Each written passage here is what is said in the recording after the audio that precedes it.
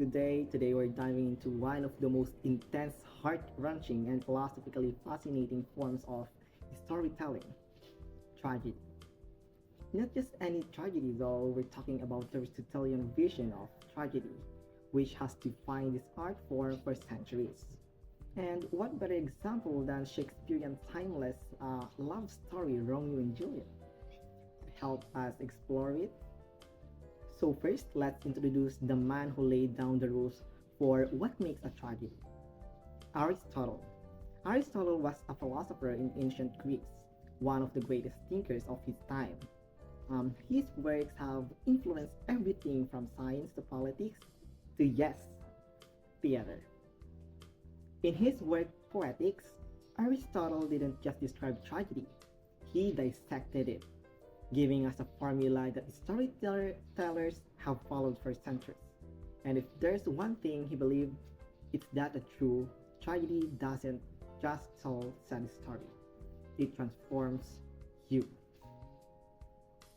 Aristotle defined tragedy as an imitation of an action that is serious, complete, and of a certain magnitude.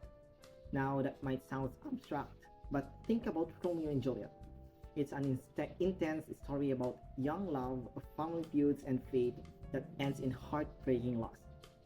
This isn't just entertainment, it's a story meant to hit you right in the feels.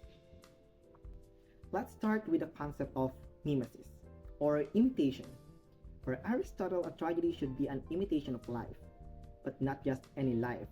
It imitates the serious, weighty moments. In Romeo and Juliet, we see this from the start, from the youthful excitement of love to the desperation of forbidden romance. The film is an imitation of the emotions, conflicts, and choices that make us human. These characters don't just act, they make us see our own potential for joy and sorrow. Next up, Aristotle mentions the tragedy uses language with pleasurable accessories. This might sound fancy, right? But it's about beautiful impact language. Think of how Shakespeare's dialogue feels rich, musical, and iconic. Lines like, a rose by any other name would smell as sweet. Stay with us because they capture complex emotions in a few words. It's not just what's said, but how it's said. This elegance of language adds a layer of beauty even to the tragic moment. Aristotle also argued that tragedy should be in a dramatic form, rather than narrative one. That means it's played out in real time, making the action feel immediate. In Romeo and Juliet, every event unfolds before our eyes, from the first encounter to their tragic end. It pulls us into the story, making us feel like witnesses to the unfolding disaster. One of the biggest elements of Aristotelian tragedy is the catharsis. So, what is a catharsis? It is the release of intense emotions, especially pity and fear. When Romeo finds Juliet dead and takes his life, we're moved by pity for his broken heart, by fear, thinking, this could happen to me, to anyone. It's Aristotle's ideas that by witnessing such tragedy, we're purged of these emotions, feeling both drained and strangely at peace. Aristotle broke down tragedy into six, which we can see in Romeo and Juliet. The first one is the plot. It's the structure of events. In Romeo and Juliet, the plot isn't just a love story. It's a ticking time bomb of rivalry, misunderstanding, and fate. The next one is the character. Romeo and Juliet aren't just lovers, they're archetypes of youthful passion. Their flaws, Romeo's impulsiveness, Juliet's intense loyalty, make their characters both admirable and tragically relatable. Number three is thought. This is the theme of moral insight. When Romeo and Juliet grapples with the destructive nature of hate and the blinding force of love. The next one is the diction. So Shakespeare's language.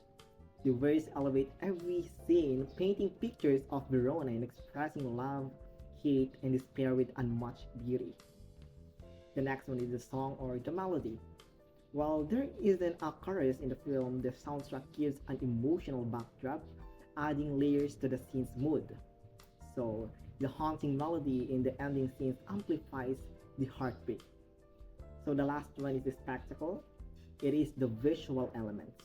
The grand ball scene, the jewels, and the Julian's tomb all make the tragic elements even more striking, right? So let us move on now to the deeper tragic elements. One unique plot twist Aristotle talks about is peripeteia, or reversal of fortune.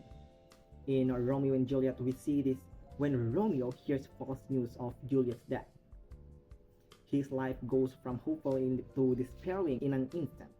This reversal is the pivot that drives him toward his tragic end. Another key component is anagnorisis, or the discovery, when a character moves from ignorance to knowledge. In that harrowing moment, when Juliet wakes to find Romeo dead beside her, she experiences the ultimate tragic discovery, or the anagnorisis. She realizes their dreams of love have turned into ashes, sparkling her own tragic division. Then there's also a pathos, or what we call suffering.